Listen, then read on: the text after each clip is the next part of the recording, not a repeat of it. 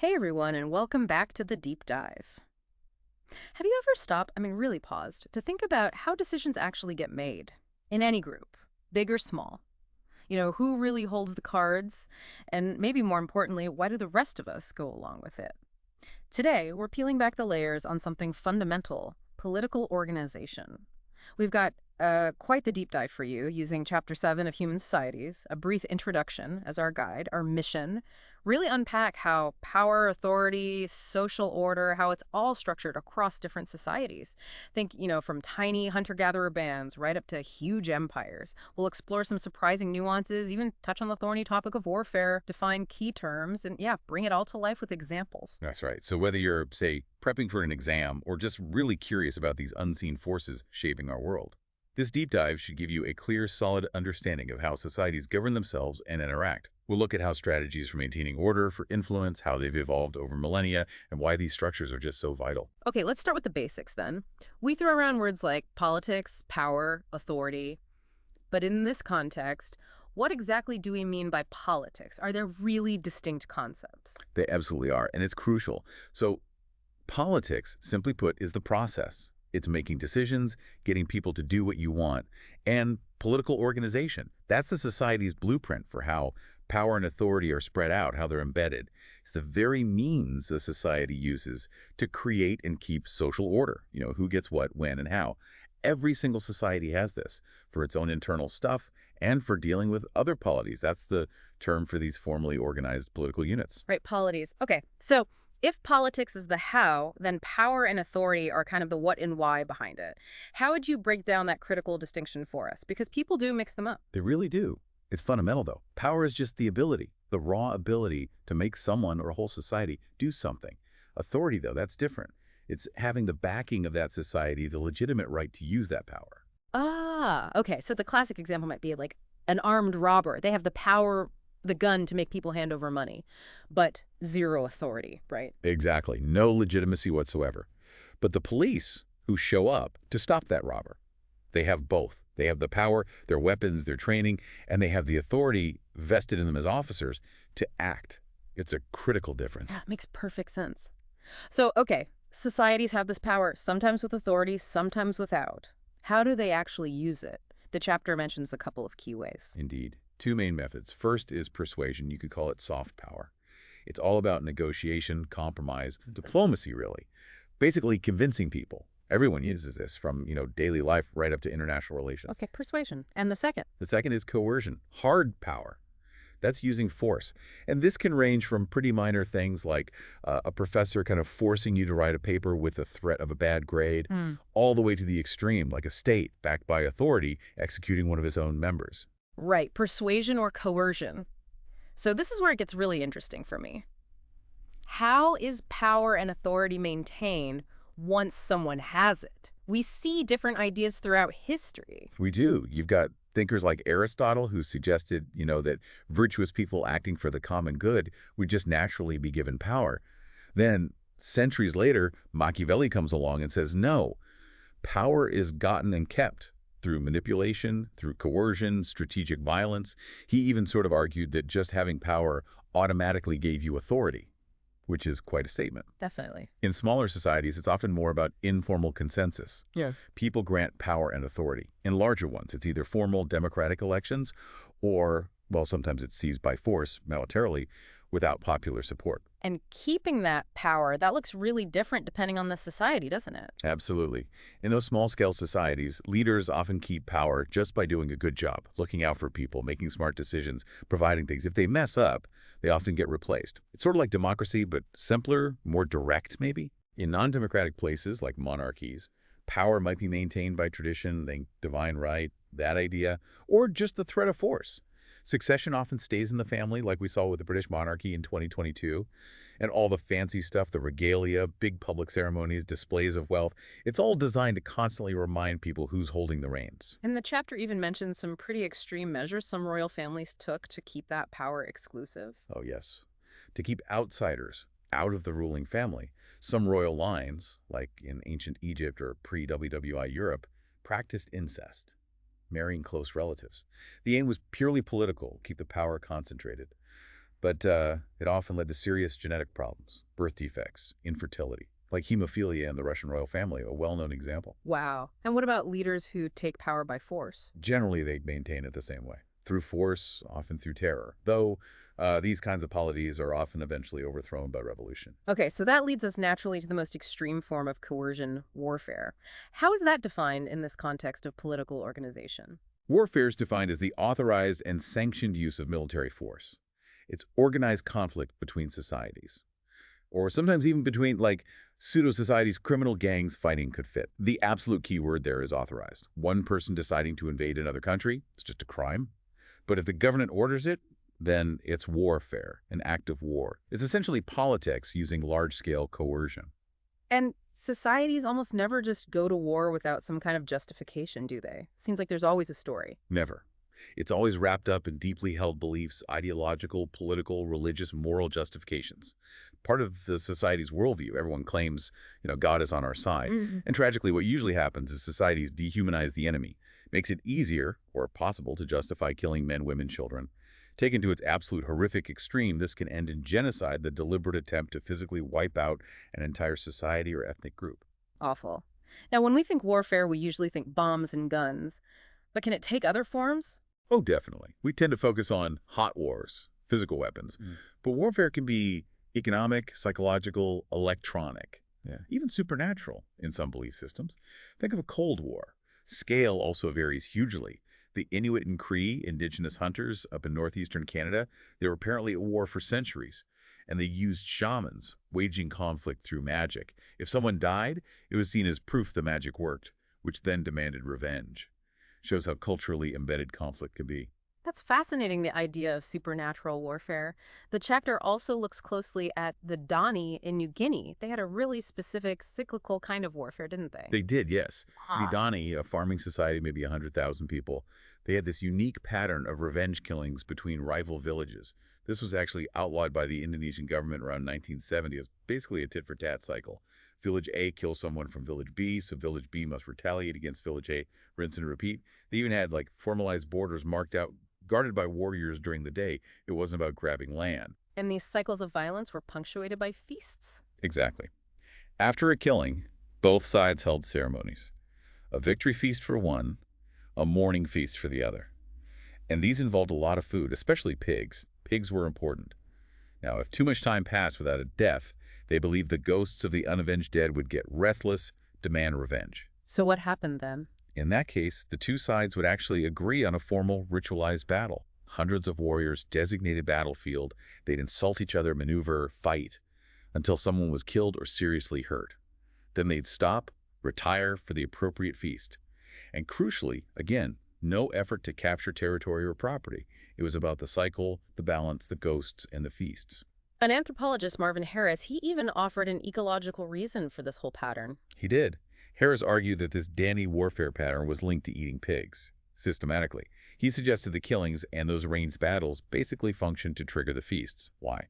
To make sure pigs, a really valuable protein source, got eaten regularly, which helped the overall health of the population. Interesting. A materialist view. Yes, a materialist interpretation. Not everyone buys it, but it shows how complex the drivers of warfare can be. It's not always just simple aggression or grabbing land. So stepping back from the Dani, what are some of the more common reasons societies engage in warfare? And this big question, is it inevitable? Well, beyond the Dani's unique cycle, you see warfare for revenge, obviously. To gain territory or resources, that's a big one. To suppress or eliminate another people or religion. Or for strategic goals. And there's that major debate, is war recent? Tied only to complex societies like states? Or does it go way back? Right. The evidence seems to suggest it's not just tied to complexity. We saw the Inuit and Cree example, hunter-gatherers. Right. And maybe the most profound question, is warfare innate, part of our biology? Or is it learned behavior? The fact that some societies exist or have existed that are largely nonviolent, like the Sami, the Amish, that give support to the idea that it's learned. And if it is learned, well, maybe, just maybe, we can learn not to do it. That's a powerful thought. Okay, so if warfare is one outcome, let's look at the underlying structures. Every society has some political organization, but they're clearly not all the same. This is where we get that spectrum of political complexity you mentioned earlier. That's right. Anthropologists generally use four broad categories. It's a continuum, really, from least to most complex. Band, tribe, chiefdom, and state. And it's super important to remember, these are just types, not judgments, not saying one is better than another, and it's not some straight line of evolution everyone follows. All these types still exist today. Okay. But there is a general trend. As a society's population grows and its economy gets more complex, its political organization usually gets more complex too. Right. So for you listening, since you can't see the figures in the book, maybe give us a quick verbal overview. Compare the main features, politically speaking. Sure. Let's picture that spectrum. At one end, you have bands, population maybe up to a few hundred. They're mobile, mostly hunter-gatherers. These are just one ethnic identity. Social structure is family-based. Leadership is egalitarian, meaning pretty equal.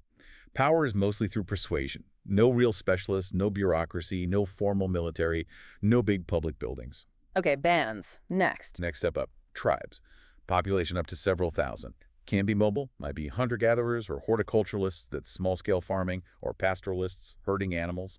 Still usually one ethnicity, social structure, often based on descent groups like clans.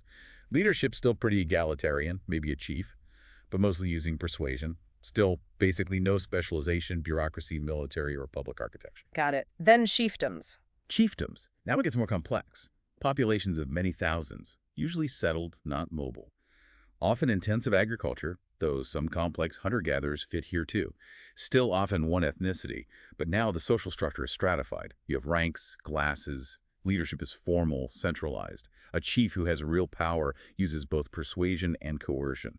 And here you might start seeing specialization, maybe a simple bureaucracy, a military force, public architecture. Okay, definite step up. And finally, states. Finally, states. The most complex, populations often in the millions. Settled, usually based on intensive agriculture, can have many different ethnic groups within them. Highly stratified social structure, classes, castes. Leadership is centralized, formal government. Power relies heavily on coercion. And states definitely have specialization, a formal bureaucracy, codified law, often writing, monumental architecture, and a standing military defending clear borders. That's a really helpful breakdown, and it's crucial to remember what you said about how outside forces, like colonizers, sometimes misunderstood or even changed these structures. Absolutely critical point. European colonists, for example, they often came in looking for one person in charge, their idea of a hierarchical leader, a single chief they could make treaties with. But if the society was organized differently, maybe more like a tribe or band with consensus leadership, they might just pick someone, anyone, who maybe seemed important, but who didn't actually have the authority to speak for everyone. Right, so agreements made weren't really valid in the eyes of the whole group. Exactly, which often led to misunderstandings, broken treaties, and sadly, often violence and retribution down the line. Okay, let's dive into each type with a specific case study, starting with the least complex bands. What really defines their political world? Bands, yeah. Least complex political form. Small populations, mobile and fundamentally egalitarian. Yeah. Very little hierarchy. Population maybe a few hundred tops. Organized mainly at the family level, but they share ancestry, identity, culture, territory. A really interesting pattern politically is fission fusion. Fission fusion. Yeah, so regional bands, groups of related families, they periodically split up, fission into smaller family groups. These local bands are politically independent. Then later, often based on seasons or resources, they come back together. Fusion. It's a flexible system. And pretty much all known bands are hunter-gatherers. Their political style fits that lifestyle. So if it's egalitarian who's actually in charge in a band, is there anyone? Well, a regional band might have a leader, often a man, called a headman. But this is key. This person has no real power. They can only persuade, suggest, guide. Decisions are made with everyone, all the adults participating. Consensus is vital. The headman might offer guidance, but can't dictate. So they're not like living relics of the past. That's a common misconception, calling them living fossils. No, contemporary band societies are modern people. They're complex in their own ways. They keep this organization because it works for their environment. Often places farmers might see as harsh, like deserts, tundra. Think of the sand in the Kalahari, the Shoshone in North America, the Inuit in the Arctic. And the chapter gives us a specific example, the Inuit. Yes, the Inuit, Inuit of Quebec, famous from that early film, Nanook of the North. Back in the 1800s, they were organized into maybe 50 local bands, just 2 to 5 families each led by a headman, always moving. But during the short summer, these small local bands would gather into larger regional bands, about 100 people or so. Ah, the fission fusion in action. Exactly. That summer gathering was crucial, making alliances, arranging marriages, sharing information. Then they'd split up again for the rest of the year. How did they handle disputes if things got tense? Among the Itivimit, disputes were typically settled through song contests. Participants would basically insult each other in song. Violence was really strongly discouraged. Their basic social unit was the nuclear family. Kinship, pretty similar to modern Americans, actually. And the midwife was important, kind of like a godmother. What about work? Division of labor based on sex, age, skill. Men hunted, built things, made tools. Women handled domestic chores, processed skins, made clothes, gathered plants. Skilled hunters might practice polygyny, having more than one wife if they could support them. And when a couple married, they usually lived with the husband's band. That's called patrilocality. Divorce. Simple and common. And today? Today, the Itimidid are working hard to revive traditional lifestyles while facing modern challenges. And, their direct knowledge of Arctic climate change is incredibly valuable, but sadly often underused. Okay, let's move up the scale to tribes. How do they differ politically from bands? Okay, tribes. Generally larger populations than bands, could be up to several thousand. A bit more political complexity. They share common ancestry, identity, culture, territory, just like bands. Nah. Lifestyle varies. Many are hunter-gatherers, but also many horticulturalists or pastoralists. Tribes do have more formal leaders, usually men. Anthropologists often call them chiefs. But be careful with that term. How so? Well, these tribal chiefs might be, say, accomplished warriors or wise elders. Or authority might rest with clan elders. But even though they have more formal authority than a band head man, these chiefs still have relatively little coercive power. They mostly rely on persuasion, influence, reputation. And the chapter mentions a specific way some individuals gain influence, especially in places like Melanesia, even without formal authority, like not being an official chief. That's right. That's where we get the idea of the big man. These are really influential guys in a tribe. They might not hold a formal office, but they gain huge respect and a following through their skills, persuasion, wisdom, and often, crucially, by being generous. Distributing food, redistributing prestige items. They build influence through giving things away, essentially. Interesting. So leadership through generosity and skill, not just position. Exactly. We also see very large tribal populations, millions of people in places like the Middle East, Afghanistan, Pakistan. Their tribal leaders can sometimes be even more important than the central government figures. For a tribal case study, the book uses the Cheyenne. The Cheyenne, yeah.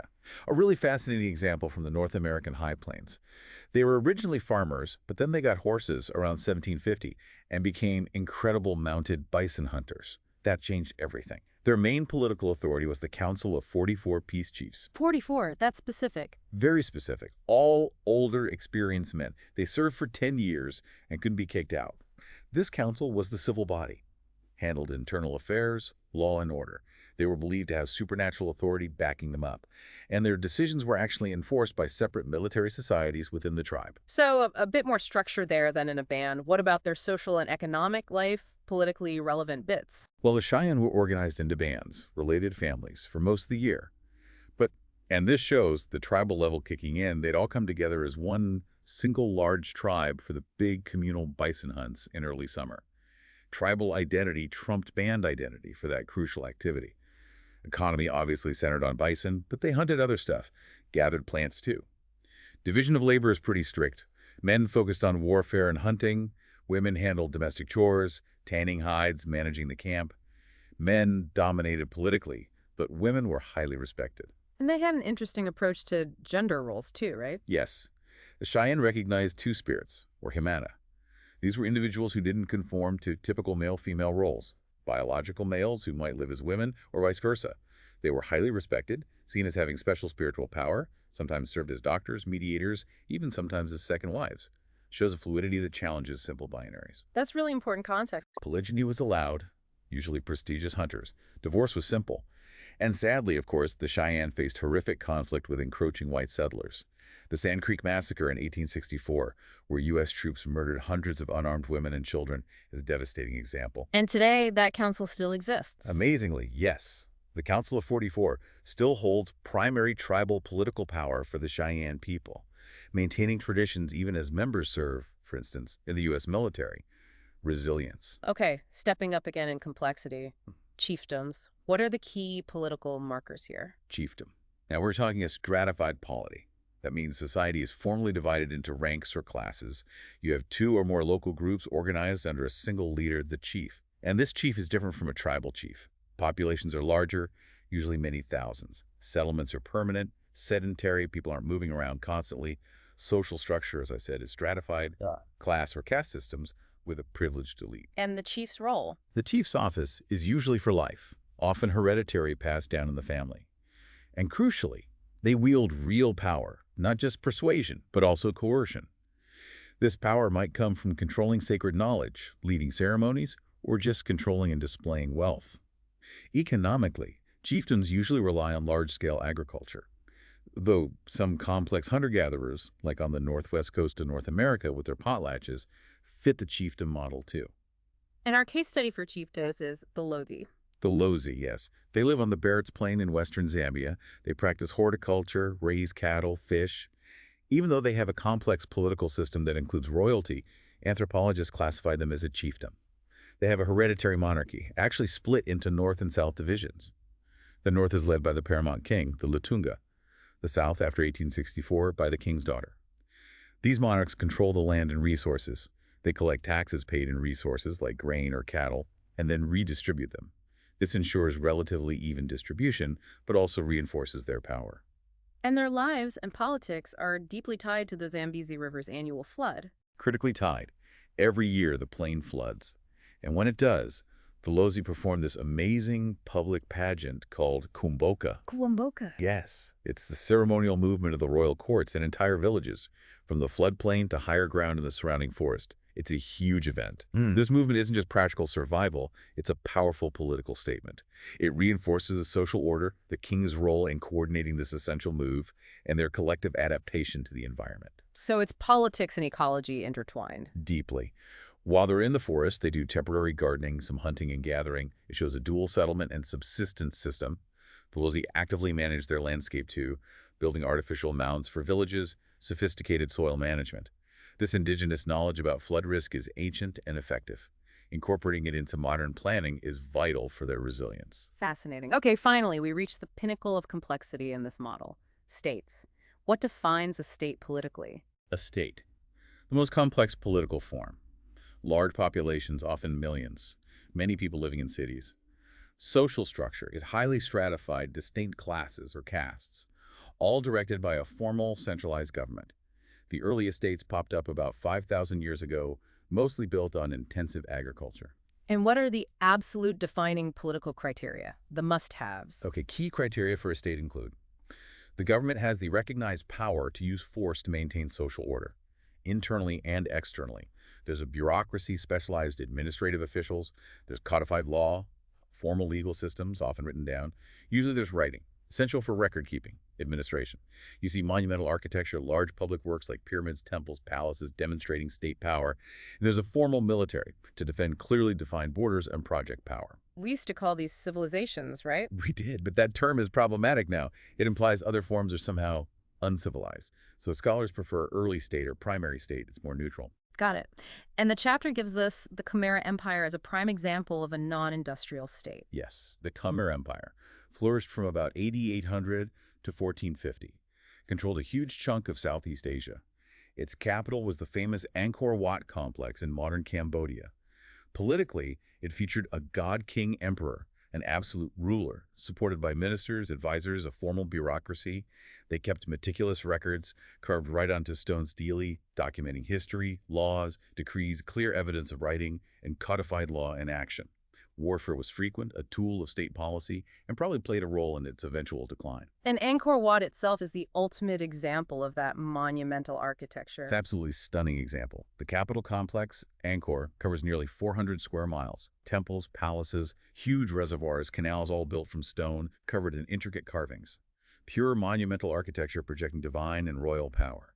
They also had a caste system, similar to India's, highly stratified, and incredibly, they created perhaps the world's first state-run healthcare system, with over 100 hospitals documented. Their agricultural system, based heavily on rice, was supported by massive irrigation works, canals, reservoirs, called barrays. This allowed them to feed huge urban populations, supporting the state structure. Were the ruins ever really lost? Not really lost to local people, no. But they became famous internationally after French archaeologists started investigating and restoring them in the mid-19th century.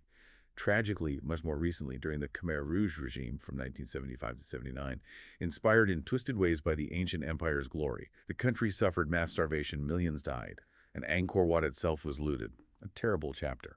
A sobering reminder of how these political forms and symbols can be used and abused. So wrapping this all up, what does this deep dive into political organization really tell us? It just underscores how incredibly different societies can be structurally, doesn't it? Yet the basic needs, making decisions, keeping order, interacting, they're universal. From that egalitarian band, headman relying on persuasion, to the absolute god king of the Khmer Empire using coercion via a vast bureaucracy and military. It's a spectrum of adaptation, not really a ladder where one rung is better. Exactly. And what's crucial is seeing these structures often as, well, maybe optimal adaptations for their specific environments and populations. They make sense in context. And those big debates we touched on, especially about warfare, is it innate or learned? Yep. They're not just academic questions. They resonate profoundly today. Because if warfare is learned behavior, that opens up the possibility, however challenging, that societies could find ways to unlearn it, or at least manage it better. It offers a bit of hope, perhaps. That definitely leaves us with something to think about. And it raises a question for you, our listener. If warfare is indeed learned behavior, not just biological aggression, what might be the very first steps a society could take to start unlearning it? What would that even look like? We've covered a lot of ground today, from the basic definitions of politics, power, and authority, differentiating persuasion from coercion. We looked at the grim reality of warfare and its extreme form, genocide. We explored that whole continuum of political complexity, the band society, like the Itivimit with their fission fusion pattern, the tribe, like the Cheyenne with their unique council of 44 peace chiefs and recognition of two spirits, the chiefdom, like the Luzi, performing their vital Kumboka ceremony under the Latunga, and finally, the state, exemplified by the Khmer Empire with its Angkor Wat, bureaucracy, codified law, writing, and military. We even touched on terms like big man, polygyny, and patriarchality along the way. It's a rich landscape. It really is a rich and vital area of study. We hope this deep dive has given you plenty to think about, maybe clarified some concepts. Thank you so much for joining us on the deep dive. Hope you picked up some valuable insights today. Absolutely. Until next time, keep digging, keep questioning, and keep exploring the incredible, complex world around you.